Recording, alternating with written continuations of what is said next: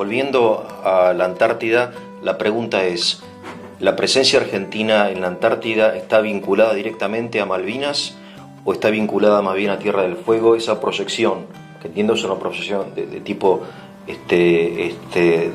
geográfica, ¿procede del continente o de las islas? ¿O es un triángulo? No, bueno, la ocupación argentina en la Antártida arranca a principios del siglo XX. Sí. Y la ocupación argentina en Malvinas arranca después de 1810. De hecho, el 6 de noviembre de 1820, poquitos días atrás se cumplieron 119 años, fue el primer acto soberano con izamiento de pabellón nacional. 6 de noviembre de 1820 se izó el pabellón argentino. Por primera vez en las Malvinas. ¿A cargo de un norteamericano al servicio del gobierno de Buenos Aires. Sí. Un capitán de fragata, David Hewitt. Bien. Que era norteamericano, que fue con su barco a tomar posesión efectivamente de la jurisdicción de las islas, y viendo que había en la zona una importante flota de depredadores de ballena y focas en esa época, que era el principal artículo de caza y comercio, atracó en la zona de Puerto Luis o una zona próxima, izó el pabellón y tomó posesión a nombre del gobierno de Buenos Aires, y además emitió un bando por el cual todas las naves que decidieran efectuar actividades comerciales en la zona debían tener permiso de él o de Buenos Aires. ¿Y ese acto? Eso es 1820. Bien, ¿eso fue aceptado a nivel internacional? Eso fue aceptado a nivel internacional, y es un elemento que Argentina esgrime cada vez que hay una reclamación, sobre todo la única reclamación que se hace anualmente, que es la de la Asamblea General de Naciones Unidas, porque Gran Bretaña no discutió ese acto soberano, ni protestó ni nada. O sea, si vos no protestás, estás reconociendo que alguien toma posesión de algo. No hubo ninguna protesta. Pero además, en 1825, el gobierno de Buenos Aires y el gobierno británico firman el famoso Tratado de Paz y Amistad, por el cual Gran Bretaña, si bien no reconoce expresamente la soberanía de Argentina sobre esas islas, tampoco la protesta.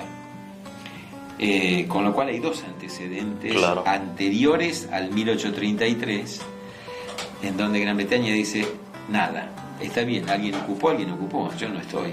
Pero después aparece 1833, ¿no? Ese es otro capítulo.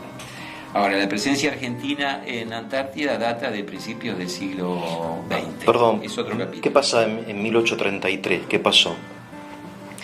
Bueno, a fines del 31, Argentina tenía, a partir de 1820 y hasta el 33, siempre hubo, independientemente de que durante la época del gobierno colonial también, siempre hubo alguien gobernando las islas, siempre hubo una autoridad sobre las islas, o militar o político-militar, pero siempre hubo alguien.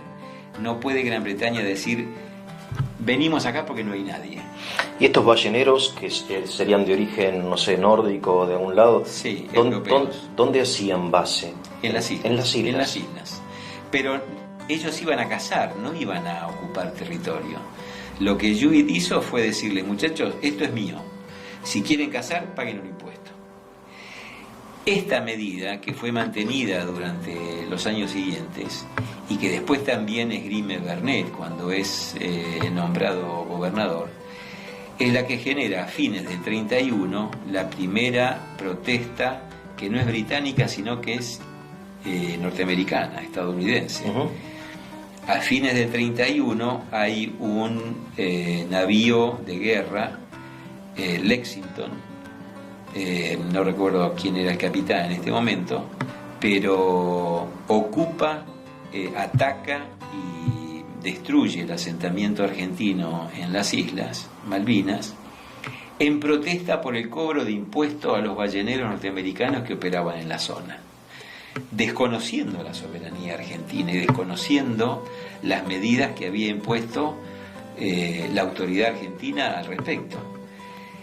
El asentamiento argentino es destruido, Vernet regresa a Buenos Aires y al año siguiente se envía a una expedición militar al mando de Pinedo, que con un barco llega a las islas como forma de tratar de restituir la soberanía o de solucionar aquel entuerto con la Lexington. Y estando Pinedo en las Malvinas, en la zona de Puerto Luis, llega la famosa corbeta Clio, que intima a Pinedo, el 3 de enero del 33, intima a Pinedo a desocupar, a arriar el pabellón, a entregar la plaza, porque esa era, según el comandante de la Clio, una posesión británica y había suficientes derechos para que esto sucediera. La fuerza militar naval británica era superior a lo que podía esgrimir como resistencia Pinedo, aunque cuando regresó a Buenos Aires fue sometido a juicio argumentando el gobierno que no había establecido, no había efectuado la resistencia necesaria como para obligar a los británicos a irse. Pero lo concreto es que Pinedo arría el pabellón y se va. Y desde el 3 de enero del 33 hasta el 2 de abril del 82 estuvieron los británicos en uso y usufructo de la soberanía y de los recursos. Los recursos es otro capítulo, ¿no? Sí, y a nivel político, a partir del 33, supongo que la Argentina, más allá del gobierno de turno, habrá reclamado de modo permanente la soberanía, Sí, ¿o no? sí. Nunca renunció a la soberanía. Nunca renunció a la soberanía y los reclamos fueron, si no anuales, fueron periódicos, pero con lapsos de separación del muy lado, breves, pero nunca se dejó de reclamar. Y del lado opuesto, ¿qué argumentos, más allá del de la fuerza, que es un argumento, digamos, de salvajes, como decía alguien, ¿no? ¿Qué argumentos esgrimían? Nada. ¿Que había algún argumento, algún tipo de precedente histórico, algún vikingo? Sí, Gran Bretaña, qué sé yo. Gran Bretaña siempre interpuso argumentaciones de tipo histórico, diciendo que habían sido los primeros en descubrir las islas.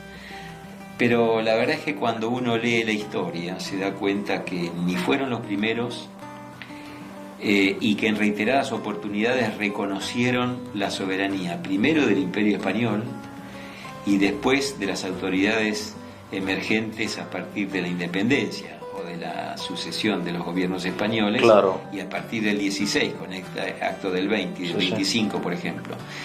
Actualmente siguen ellos diciendo que tienen preeminencia sus títulos históricos de descubrimiento y ocupación por sobre los argentinos. Ahora, todo eso tiene que estar perfectamente documentado.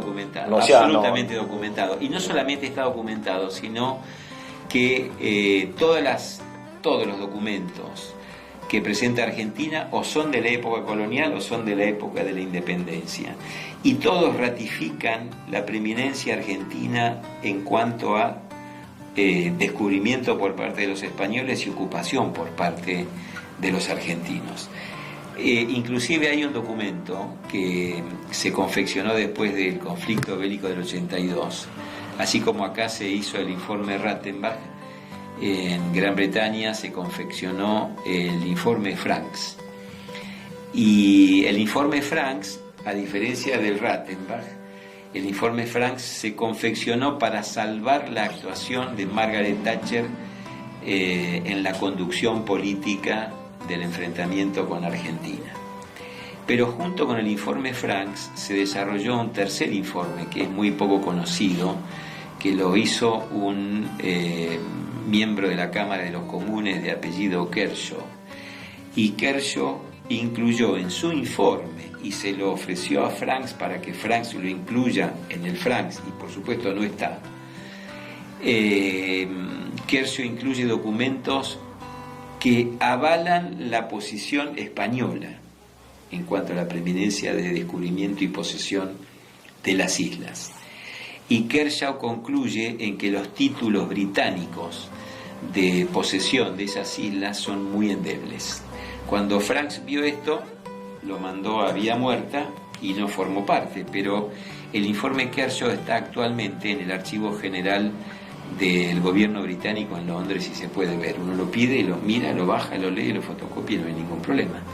De hecho, en las presentaciones argentinas hay parte de este documento incorporado a la documentación que avala nuestra pretensión.